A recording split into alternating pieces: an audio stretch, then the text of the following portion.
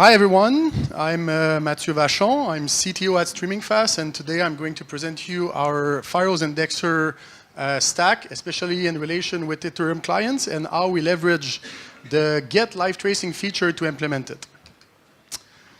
Sorry, wrong thing. Let's talk to start about our design principle that led us to the development of the solution.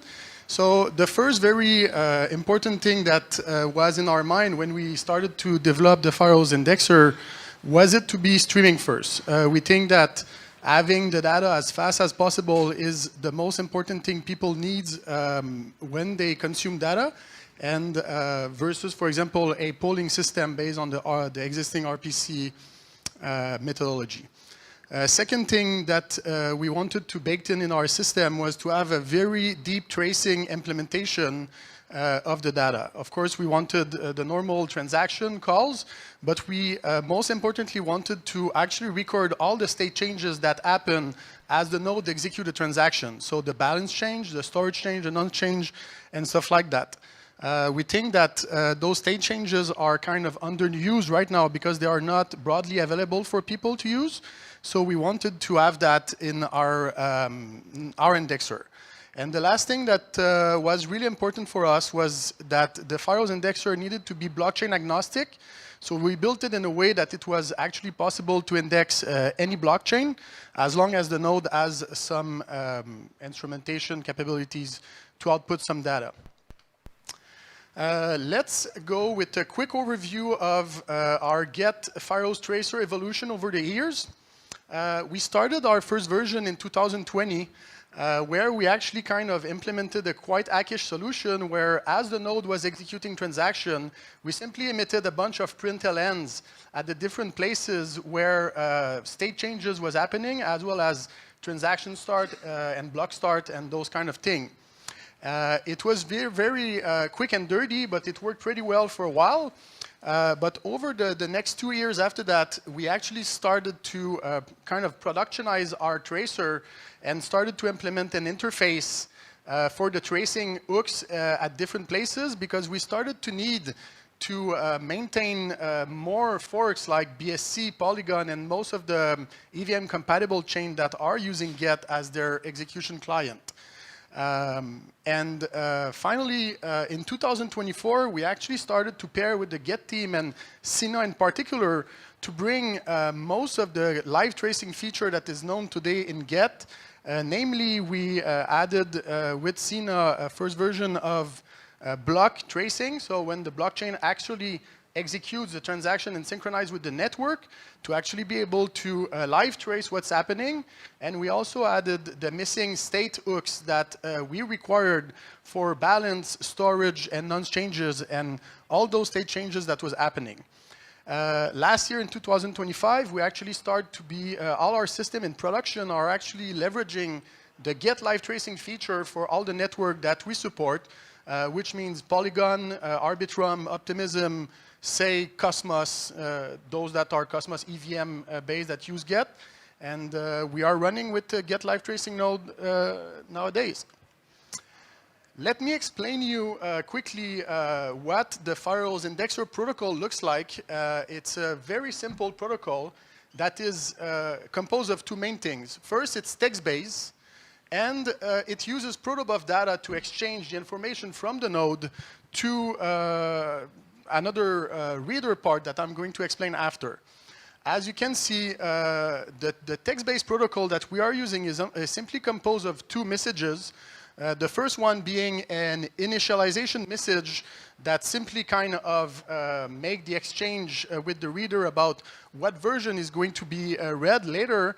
And after that, we have the fire block message, which contains the block metadata, so block hash number, parent, and final number, and a block protobuf model exchanged in base 64 over standard output. So it's really kind of simply a text version that is getting output to the standard output of the node. And the block protobuf that we have is simply as the live tracing is running, we simply accumulate all transaction, trace, and state changes into a full block model that is for Ethereum only and contains everything that we've traced so far.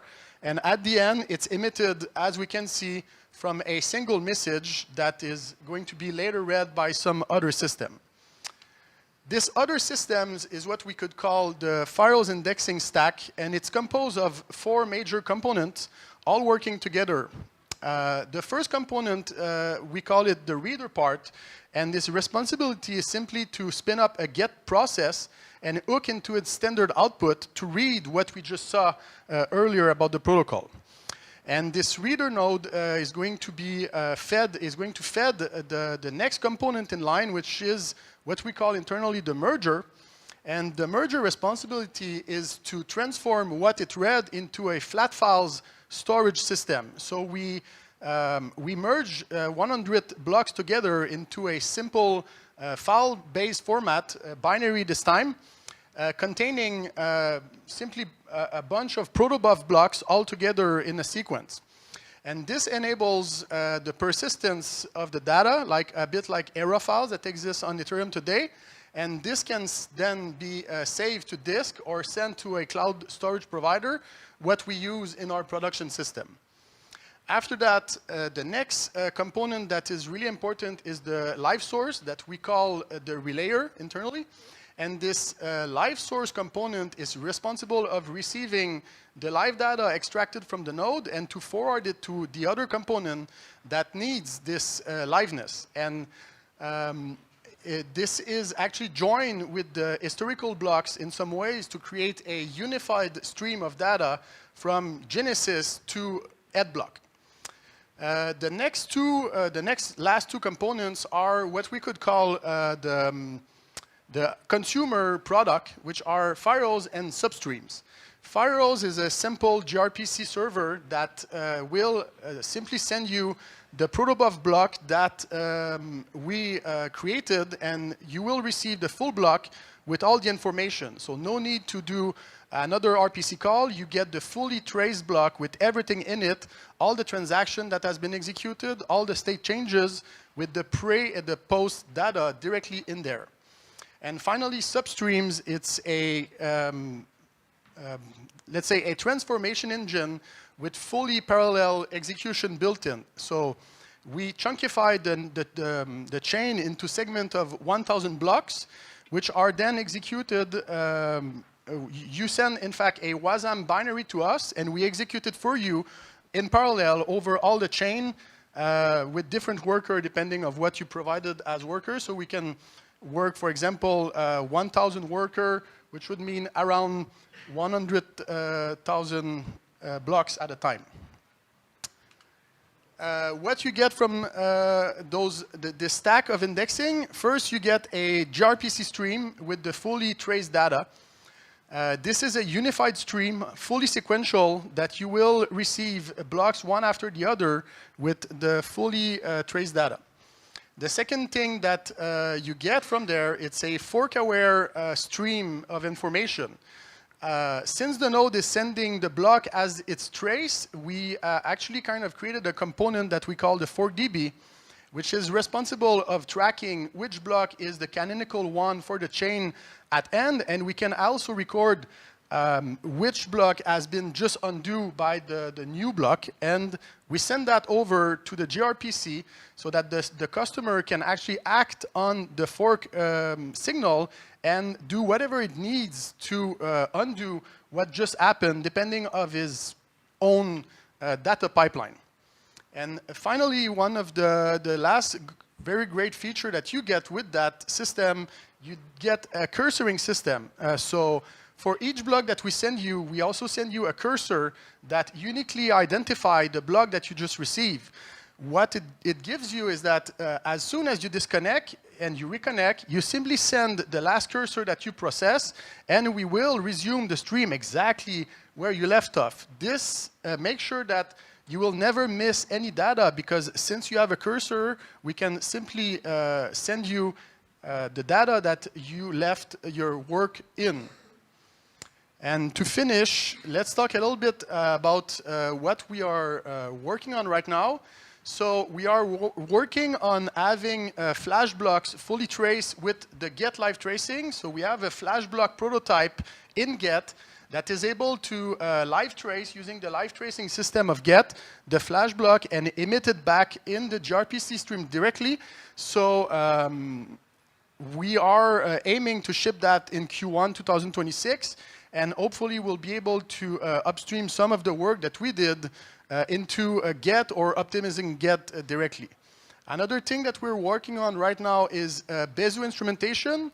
So we are starting to work on porting our Firehose Ethereum tracer to Besu, and again, we hope that we will be able to open some PR on Besu to bring the live tracing feature on the Besu Ethereum client itself. And finally, we have also worked on porting a bit of our Firehose tracer using RetXX feature. It's a bit different than what we have in our Get live tracing, but we leverage the RetXX journal to actually extract the state changes that we need. And we have let's say, a start of an alpha prototype for Ret Firehose Ethereum tracer. And this mostly concludes how we leverage Get live tracer to implement our Firehose indexer and provide deep data for people consuming the Ethereum blockchain. And that's it.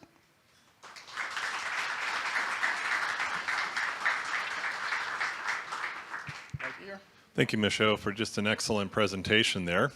For those that aren't familiar here, there are QR codes that you can ask questions on there for it, and I think we have our first question coming in here. Give me 1 second here to just get to the right screen here. I guess the first question we have on the top one here is this open source? Yes, this is fully open source. We have our Firehose tracer in a fork of Get, and also a bunch of other branches that supports the BSC Polygon Arbitrum optimism. And the full stack is open source and can be checked in our GitHub at github/StreamingFast. All the stack is there. Okay. Next question. Do you have data on how large the flat files are? Of course, it depends quietly based on the network. On Ethereum mainnet, I think we are at 4 terabytes of flat files right now. I think on BSC, we are at 10 or 12. And just an idea, on Solana, I think we are at 80 terabytes right now of flat files. Okay. And then are you building as a Besu plugin? I did not check everything. We checked quickly. Besu seems to have some tracing capabilities. Will it be a Besu plugin? I would like to hear more about it. Maybe, yes, no, I don't know. Okay, there's been a reordering of the questions here. Why did you go for GPRC? gRPC. gRPC. No problem. Maybe it's a quick typo. Why? Because it's widely available across all languages, so it's easy for people to create a client in the language they prefer, and it's a well-known protocol used by a lot of people, so it was a good reason for us, and it's well supported in Go also, and yeah, so that's the reason. Okay, excellent here. Can you use the same index to serve all of ETH calls? So there's no indexing possible in the flat files directly. The flat files have all the state changes, but they are not indexed. At some point, we created actually a virtual archive node from those flat files. So we record all those storage changes, the balance changes, and we store them in a key value store over, in fact, Bigtable, to not name it. And at that point, we are able to run ETH call on top of that. It's kind of a state provider interface on top of Get that is able to resolve the state on a distributed database. Okay, and then running all the questions through here, is there a specification for the protocol?